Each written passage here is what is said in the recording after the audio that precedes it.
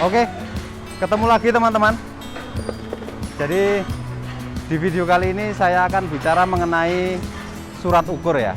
Nah, apa saja yang ada di dalam surat ukur itu, ukuran apa saja, dan juga informasi apa saja yang ada di dalam surat ukur, nanti akan saya jelaskan di video kali ini. Saksikan ya, mudah-mudahan bermanfaat. Mungkin teman-teman sudah pernah lihat ya, atau bahkan sudah pernah baca-baca. Di dalam surat ukur itu ada beberapa informasi yang perlu kita ketahui. Dan surat ukur ini adalah dokumen pertama yang diterbitkan jika kita membangun sebuah kapal atau jika kita memiliki sebuah kapal. Jadi dokumen pertama yang diterbitkan oleh perhubungan adalah surat ukur ini.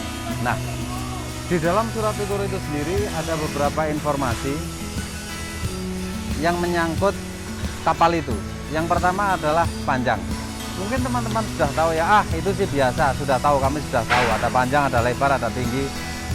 Tapi di sini perlu saya jelaskan kembali bahwa panjang, lebar, tinggi, kemudian GT dan NT, kemudian pelabuhan pendaftaran, lalu ada tahun pembangunan, itu nanti akan saya jelaskan secara rinci. Oke. Seperti yang kita tahu, panjang kapal itu ada beberapa macam. Ada LPP, ada LWL, kemudian L Construction. Kalau di LCT itu ada LDEC, kemudian yang terakhir adalah LOA. Nah, panjang di surat ukur itu adalah panjang 90/6% dari LWL. Kemarin ada teman BKI yang nanya, Mas, ini kok panjang di surat ukur tidak sama dengan di gambar? Karena beliau pikir panjang di surat ukur itu adalah LPP, ternyata bukan. Panjang di surat ukur itu akan ditulis sesuai LPP jika LPP itu lebih besar daripada 96% LWL itu. Nah, LWL-nya juga ada batasan.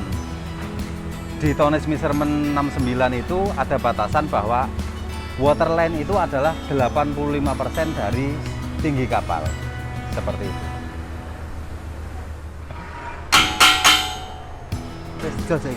Ini bukannya full, Mas? Hah? Full kan? Enggak, ini floor ini enggak full, Mas. Kamar mesin ini gak full ini. Kamar mesin ini frame nak girder gak full. Oke. Yang berikutnya adalah lebar kapal. Jadi selain panjang kapal, di surat ukur itu ada lebar kapal. Nah, lebar kapal ini adalah lebar molded. Kalau teman-teman suka mendengar kata-kata molded di ukuran utama kapal, apa sih molded itu? Jadi yang pertama yang saya mau jelaskan adalah lebar kapal. Itu ada di midship dan diukur dari ujung kanan sampai ujung kiri kapal. Dan molded, molded artinya di dalam kulit atau tanpa kulit. Jadi kalau konstruksi seperti ini nanti kan ada kulitnya. Kalau misalnya ini lambung, maka panjang kapal, lebar kapal itu akan diukur dari dalam. Jadi misalnya lebarnya 8 meter dan misalnya platnya ini asumsinya misalnya 25 mili. 8 meter tambah 25 sama 25 harusnya kan 8,05 meter atau 8050 mm. Tapi tidak. Lebar kapal adalah 8 meter saja karena ketebalan dari plat kulit tidak dihitung atau tidak termasuk di dalam lebar kapal. Oke.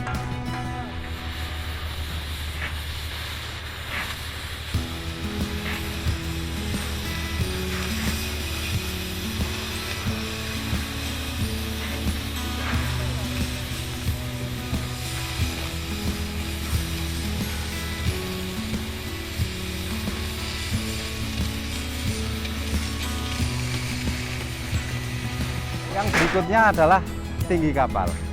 Jadi di dalam surat ukur itu tadi ada panjang kapal, lebar kapal, dan sekarang tinggi kapal.